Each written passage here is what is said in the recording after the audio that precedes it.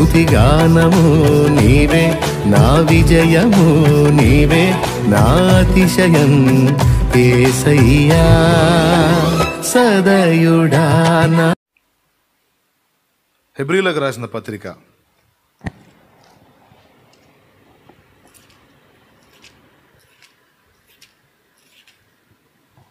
11:8 చదువునానా.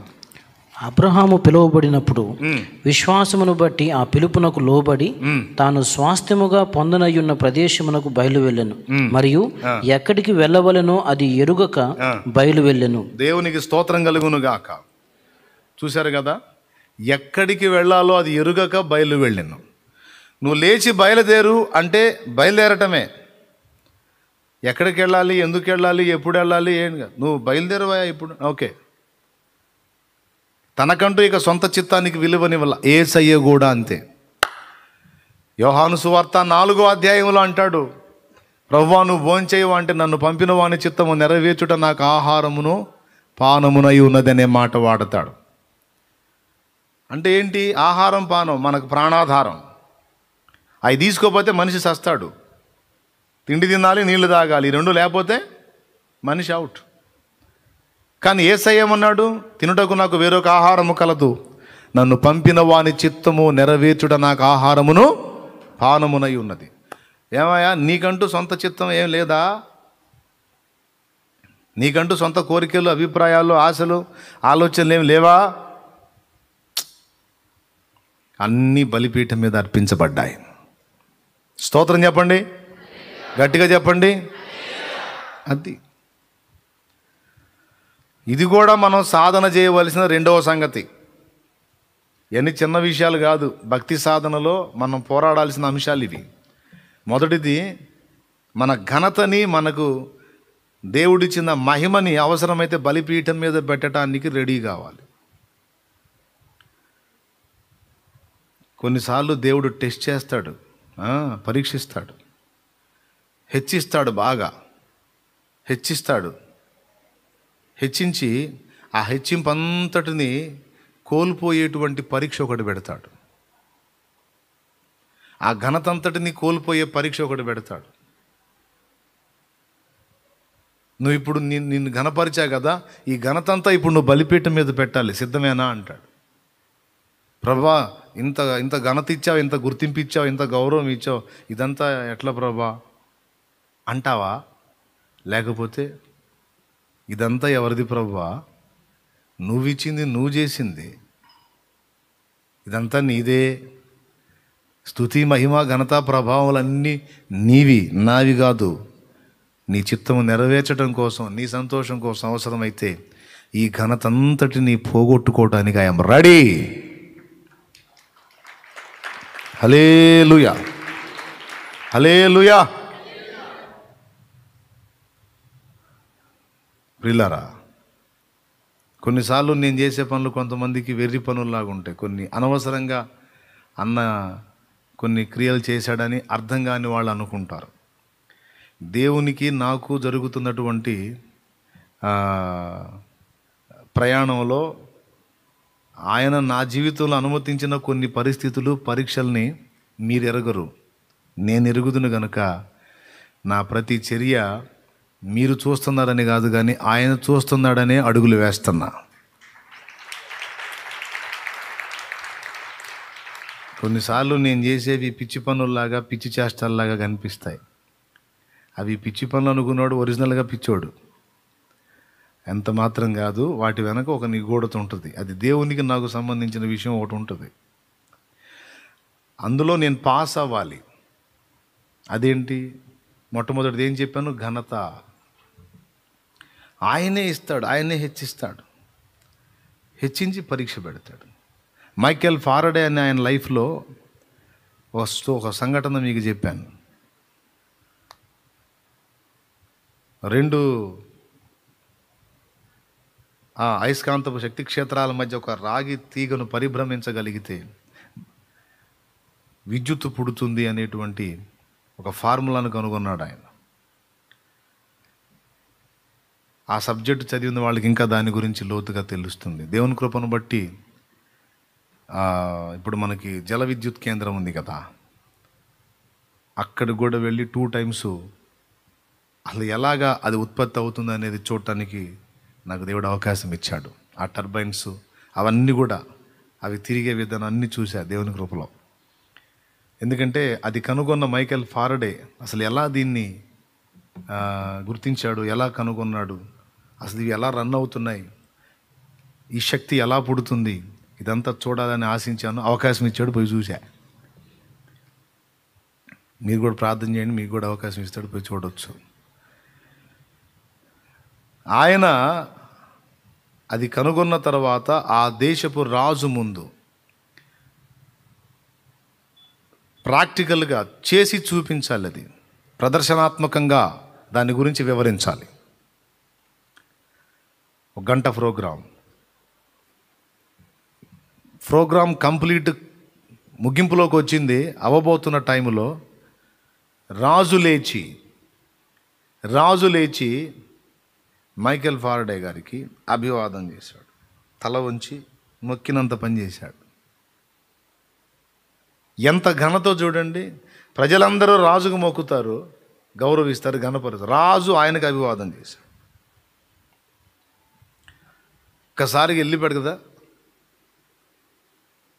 దేశం మొత్తానికి కింగ్, ఆ కింగే ఈయన ముందు వంగే. ఎంత ఘనతో అయిపోయింది ఆ ప్రోగ్రాం. ఇక ఆయన చెప్పిన వివరణ, ఆ విషయాలన్నిటిని గురించి ఘనపరిచి మాట్లాడుతున్నారు ఆయన్ని. చాలా అద్భుతంగా మాట్లాడుతా మనం అన్నీ ఇంత మాట్లాడుతున్నాం. అసలు నిజంగా గొప్ప విషయాన్ని కనుగొన్నాడు. ఇది మనకెంతో గర్వకారణం, మనకెంతో ఘనత, ఇది మనకెంతో ప్రయోజనం అని అట్లా ఆయన ఇంత ఇప్పుడు కాస్త లైన్లోకి వస్తే అందరు చెప్తుంటారు కదా, నాకు చిన్నప్పటి నుంచి తెలుసండి మా వాడు మంచి పనోడు అవుతాడని. ఫస్ట్ వీళ్ళు తిడుతుంటారు. దేవుడు లైన్లో తీసుకొచ్చిన తర్వాత చిన్నప్పటి నుంచి వాడు అసలు మామూలుడు కాదండి, వాడు ఇట్లని గనపరుస్తారు కదా. అట్లా రకరకాలుగా ఏదో ఆయన్ని హెచ్చిస్తూ ఉన్నారు, గనపరుస్తూ ఉన్నారు. అంత అయిపోయినాక ఆయన రావాలి, ఆయన కూడా 2 మాటలు మాట్లాడాలని ఆహ్వానిస్తే ఆయన లేడు ఆ వేదిక మీద.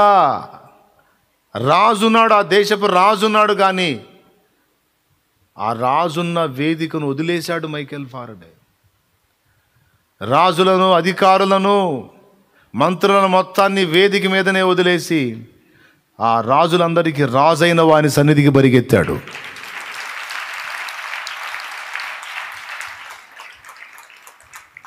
హల్లెలూయా.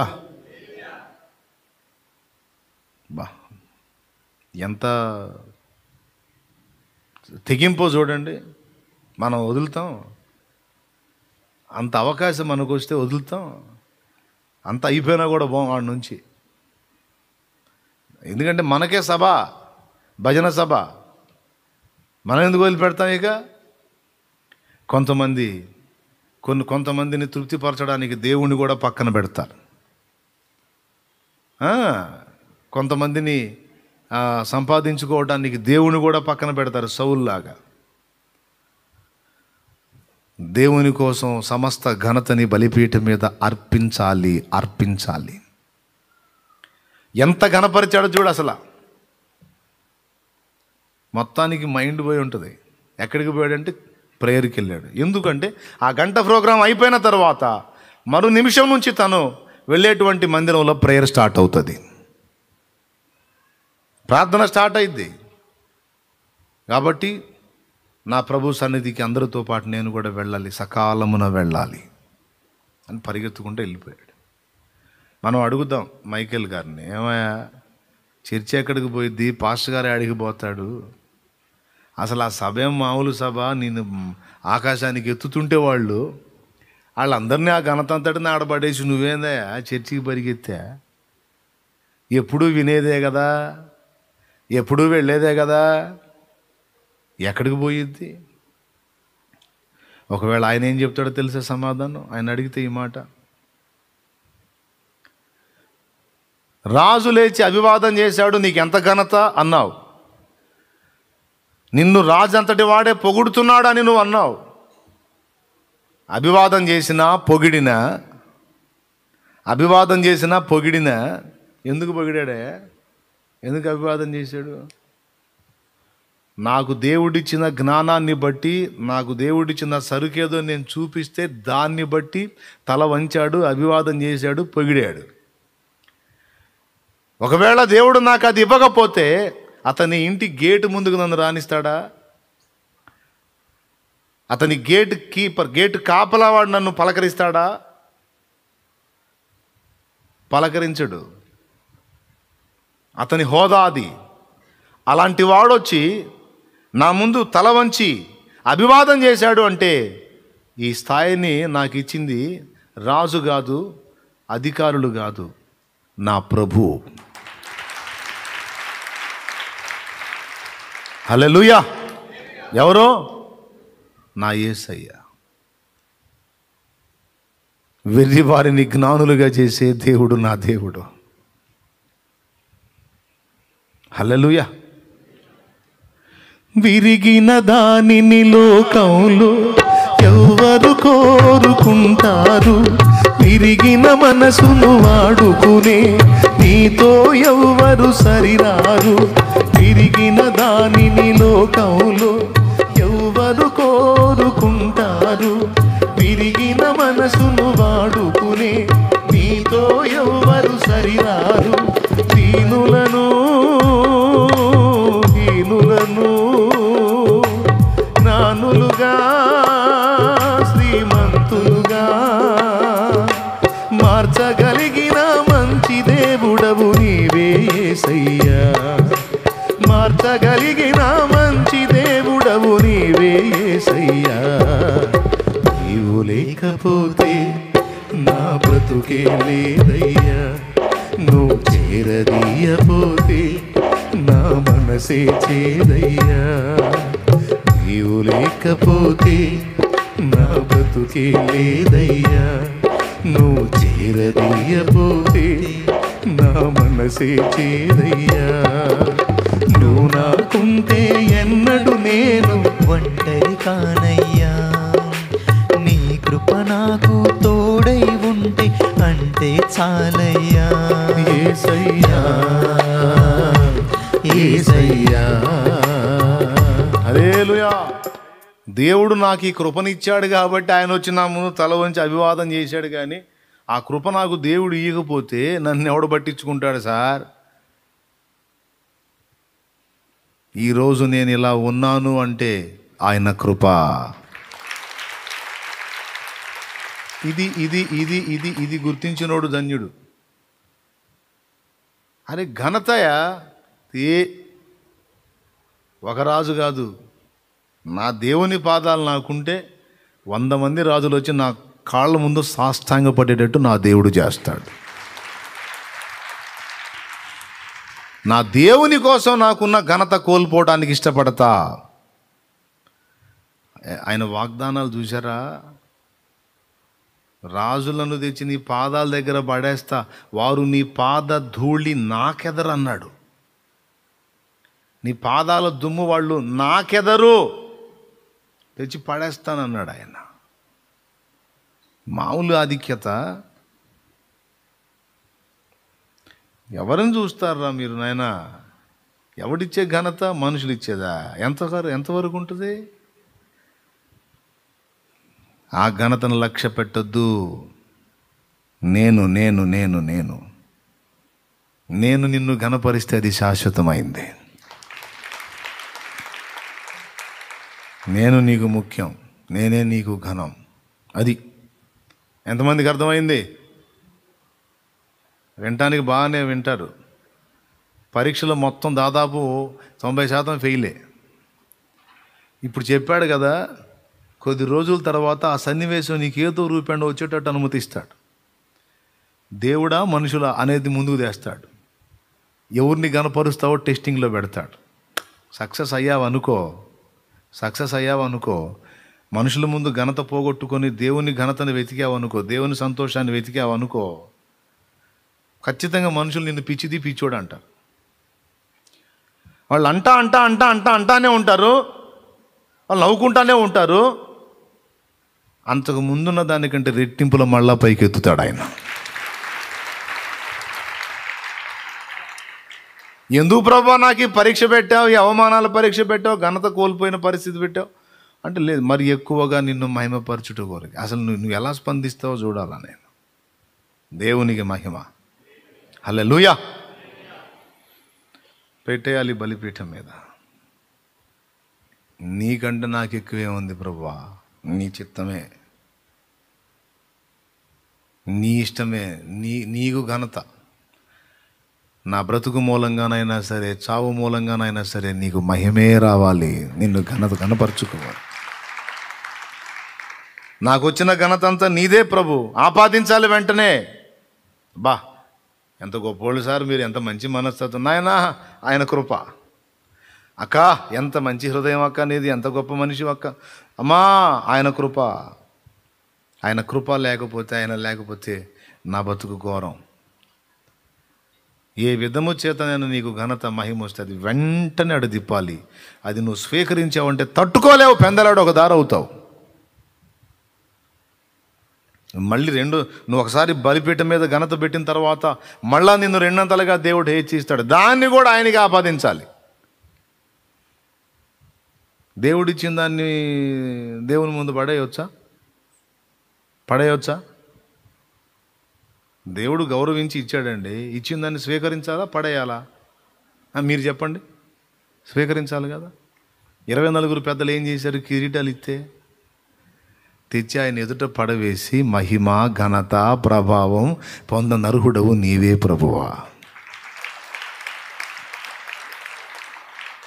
రేపు జీవ కిరీటమని, అక్షయ కిరీటమని, మహిమ వాడబారని కిరీటమని, మహిమ కిరీటమని, ఆ కిరీటమని, అన్ని కిరీటాలు చెబుతున్నాం కదా.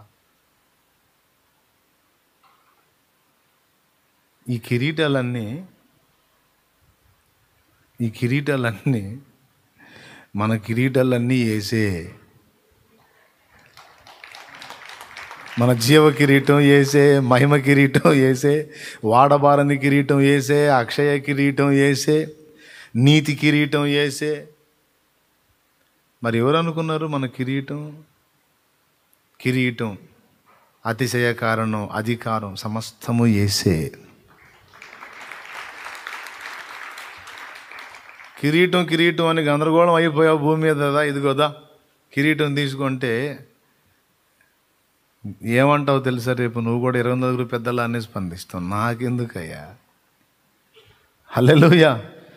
రాజుల రాజా, ప్రభువుల ప్రభువా, నీకు సాటి ఎవరు లేరయా.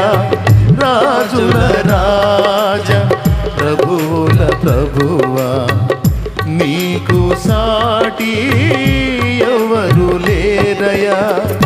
నీ సింహాసనం నా హృదయాన, నీ కృపతోనే స్థాపించు రాజా. నీ సింహాసనం నా హృదయాన, నీ కృపతోనే స్థాపించు రాజా. నా ఎదుట నీవు తెరచిన తలుపులు వేయలేరుగా, ఎవరు వేయలేరుగా. నీవు తెరచిన తలుపులు. హల్లెలూయా. ఆయనకు సాటి ఎవరున్నారు? ఏమయ్యా నీ ముందు నేను కిరీటం పెట్టుకొని కూర్చునేదా? ఏంది ప్రభువా, నాకు ఈ కిరీటాలు వద్దయ్యా, నువ్వే నా కిరీటం ప్రభువా. అక్షయ కిరీటం నీవే, అతిశయ కిరీటం నీవే, జీవ కిరీటం నీవే, నీతి కిరీటం నీవే, మహిమ కిరీటం నీవే, వాడబారని కిరీటం నీవే. యేసు నా రక్షణ కిరీటం నీవే తండ్రి, నీకు స్తోత్రం. వద్దా కిరీటం? వద్దా? నాకెందుకు ప్రభువా? 24 పెద్దలు తీసుకెళ్ళి ఆ ఘనతని ఆయన ముందు పడేశారు. నీవు ఎప్పటికీ హెచ్చవలసిందే ప్రభు, మేము ఎప్పటికీ తగ్గవలసిందే. మా ఘనుడవు నీవు, మహోన్నతుడవు, మహాఘనుడవు, మా రాజువి, మా ప్రభువి, మా రక్షకుడివి, ఎప్పటికీ స్తుతి, మహిమ, ఘనత, స్తోత్రము, ప్రభావము పొంద నరుకుడవు నీవే. నీకే స్తోత్రమయ్యా, నీకే స్తోత్రమయ్యా. ఈ మనస్తత్వాన్ని సాధన చేయాలి. ఏదన్నా ఇచ్చినా ఘనత, గౌరవాన్ని ఇచ్చినా ఆయనకి ఆపాదించాలి. దేవునికి మహిమ. ఫస్ట్ చెప్పండి, ఘనతని ఎక్కడ పెట్టాలి? బలిపీఠం మీద అర్పించాలి, ప్రభువుకే అప్పగించాలి. ప్రభు మన నిమిత్తము తను తాను అప్పగించుకున్నాడు. అప్పగించుకున్న వాటిలో ఏమేమి అప్పగించాడు? ఘనతను అప్పగించేశాడు. ఇప్పుడు మన ఘనతను కూడా దేవుని నిమిత్తం, దేవుని కొరకు అప్పగించేసేయాలి. ఇది చిన్న విషయమా, సీరియస్ మ్యాటరా? పెద్దగా చెప్పాలి. సేవ చేయాలనుకునే వాడికి ఖచ్చితంగా ఉండాల్సిన లక్షణం ఇది. దేవుని పని చేయాలనుకున్న వానికి, దేవుని మహిమపరచాలనుకున్న వానికి, దేవుని చిత్తం నెరవేర్చాలనుకున్న వానికి ఖచ్చితంగా ఉండాలి ఈ లక్షణం. దేవుణ్ణి అడ్డం పెట్టి మనం మహిమ పొందడానికి, మనం ఘనత పొందడానికి, మనం గుర్తింపు పొందడానికి, మనం పేరు ప్రఖ్యాతులు గడించేదానికి కాదు. ఆయన హెచ్చాలి, మనం తగ్గాలి. ఇది బాప్తిస్మం ఇచ్చి యోహాను మనకు నేర్పుతున్న పాఠం. ఆయన హెచ్చవలసి ఉన్నది, నేను తగ్గవలసి ఉన్నది. ఆయన పాదములకున్న చెప్పుల వారు విప్పటానికి కూడా నేను పాత్రుడనుగాను. ఈ దీన మనసు అంటే యేసుకి ఎంతో ఇష్టం. హల్లెలూయా. ఇది సాధన చేయాలి. మొదటిది. మొదటిది అయిపోయింది. రెండవది అహాన్ని. దేన్ని? అహాన్ని అర్పించాలి బలిపీఠం మీద. అహం అంటే స్వీయత. రెండవది అహం అంటే హృదయంలో గర్వాన్ని కూడా అహం అంటారు. ఇలా మాట్లాడితే నీ అహం దెబ్బతిందా అని అట్లా మాట్లాడతారు కదా. గర్వం. నేను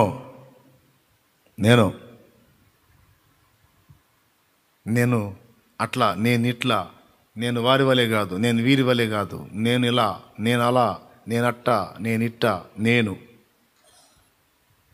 పరిసయ్య నీతి. ఆ సుంకరి వలె నేను లేను, వీని వలె నేను లేను.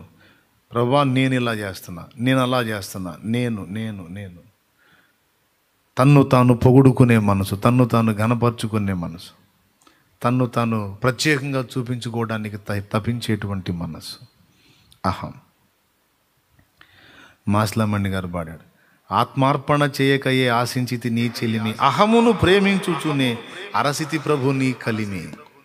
ఆశ నిరాశయే ఆవేదన ఎదురాయే, ఆధ్యాత్మిక లేమిగని అల్లాడిన వలలో.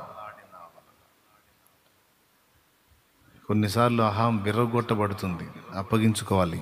కొన్నిసార్లు కాదు, ఎప్పటికీ అహం విరిగిపోవాల్సిందే. మనలో ఉన్న ఆ నేను అనే అహం విరగనంత వరకు దేవుడు మనల్ని వాడుకోలేడు. దేవునికి స్తోత్రం చెప్తారా గట్టిగా? నేనెంత ప్రభు, ఏముంది నాయన నా దగ్గర? అహం విరగాలి, గర్వం విరగాలి, నేను అనే స్వయం విరగాలి. స్వయం. అప్పుడు ఇష్టరాలి అవుతావు. దీనులకే కదా కృప చూపుతాడు. అహంకారాలను ఏం చేస్తాడు? ఎదిరిస్తాడని పేతురు రాసిన మొదటి పత్రిక. హల్లెలూయా. చూడండి, పేతురు రాసిన మొదటి పత్రిక 5వ అధ్యాయం 6వ వచనం చూడు.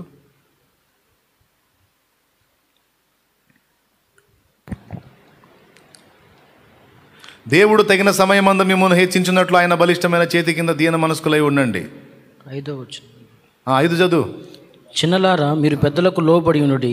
మీరందరూ ఎదుటివాని ఎడల దీన మనస్సును వస్త్రము ధరించుకొని మిమ్మల్ని అలంకరించుకునుడి. దేవుడు అహంకారులను ఎదిరించి అహాన్ని ప్రదర్శించొద్దు,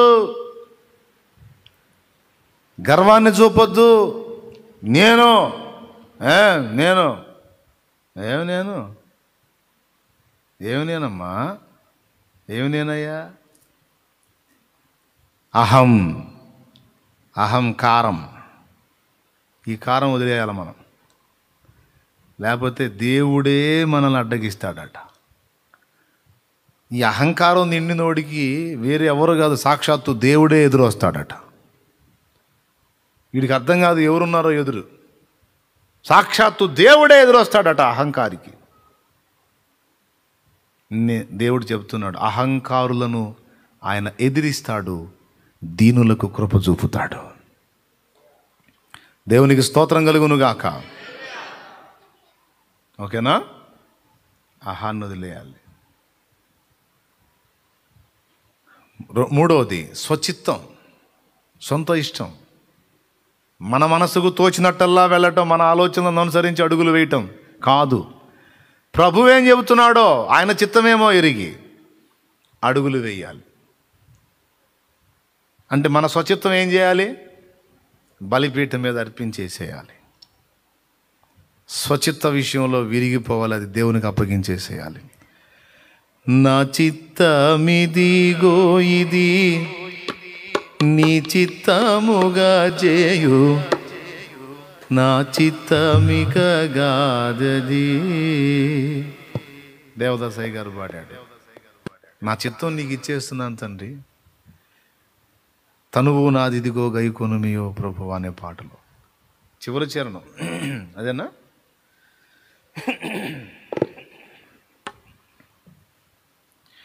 తనువు నాదిదిగో గైకొనుమియో ప్రభువాని పనికి ప్రతిష్ఠించుమి. తనువు నాదిదిగో గైకొనుమియో ప్రభువాని పనికి ప్రతిష్ఠించుమి. దినములు క్షణములు తీసుకొని అవి నీదు వినతిన్ ప్రవహింపజేయను శక్తి నీయువి. తనువు నాదిదిగో గైకొనుమియో ప్రభువాని పనికి